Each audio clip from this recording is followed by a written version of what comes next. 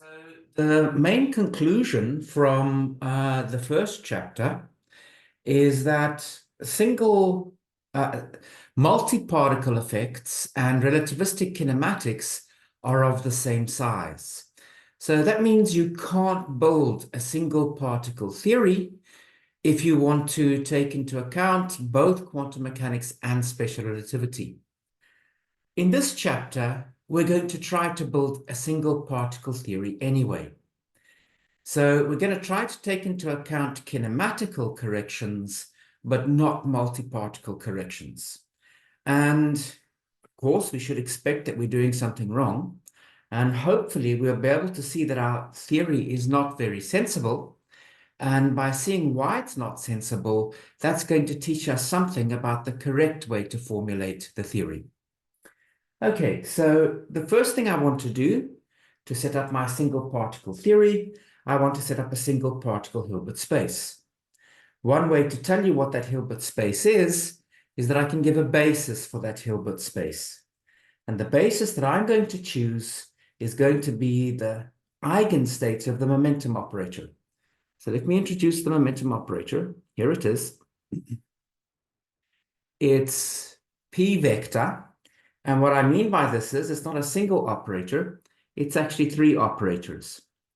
Px, Py, and Pz.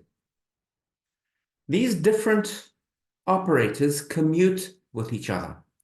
You might remember that from your quantum mechanics course. So in particular, if I was calculating the commutator between the x component of momentum and the y component of momentum, that vanishes. The commutator between the x component of momentum and the z component of momentum would also vanish. And the commutator between the y and z components of momentum would vanish. So this is three commuting operators. Now, one of the things that you might remember from quantum mechanics, an important fact, is that whenever operators commute, they can be simultaneously diagonalized.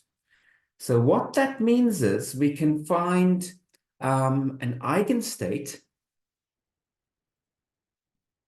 such that when I act with my momentum operator on that eigenstate, I'll just get the eigenvalue times that eigenstate.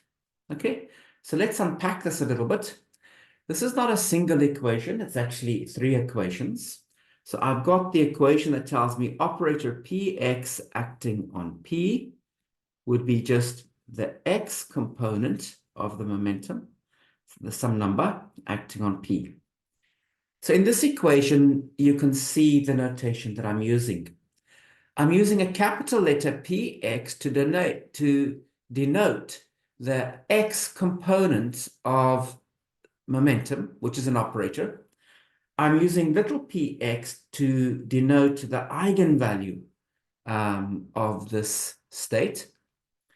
There's another equation which tells me py acting on p is eigenvalue times the ket, and pz acting on p is equal to eigenvalue times the ket.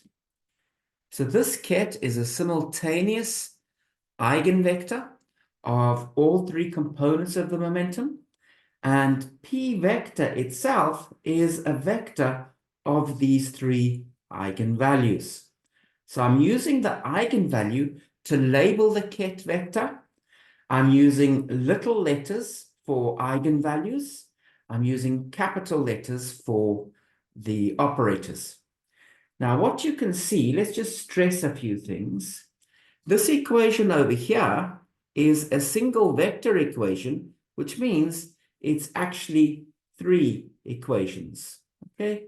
And the three equations are what I've written down below. On the other hand, don't get confused.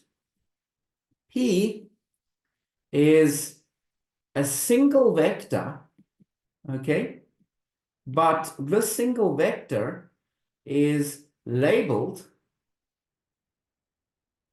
by three numbers. And those numbers are Px, Py, and Pz. Okay? And my basis for Hilbert space is the set of all vectors. This is a basis for my Hilbert space. It's a basis for my Hilbert space, which is the Hilbert space of a single particle.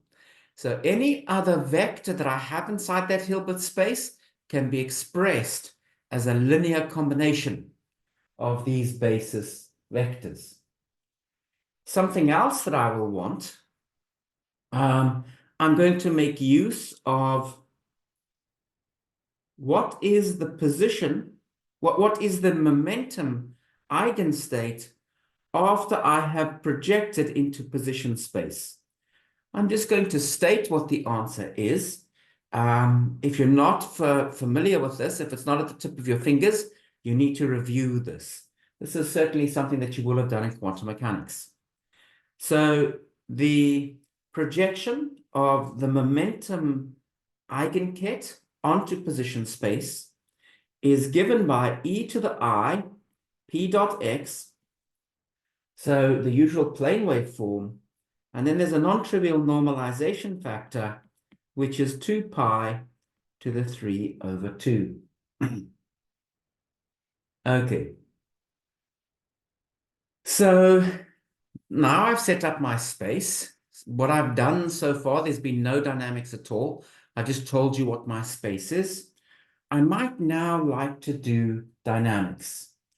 And if I want to specify dynamics, so for dynamics, I need to tell you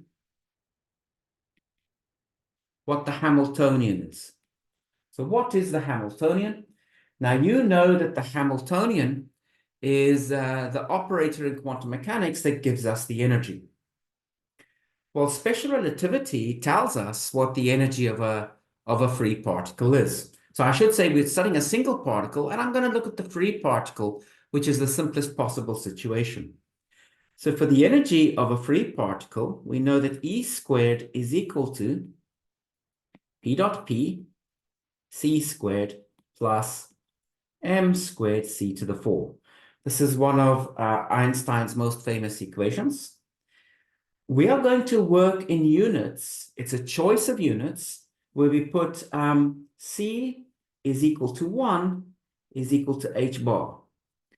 This choice of units is good whenever you're studying problems for which you have to take into account both special relativity and quantum mechanics.